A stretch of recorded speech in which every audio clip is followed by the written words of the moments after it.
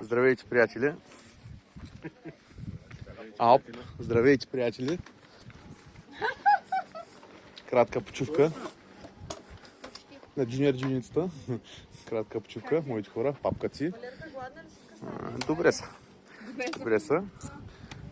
Лъжат още децата им, викат, още малко остана.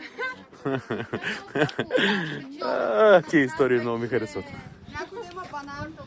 Някой да има банан, каза. За папка ни има. Някакви хора.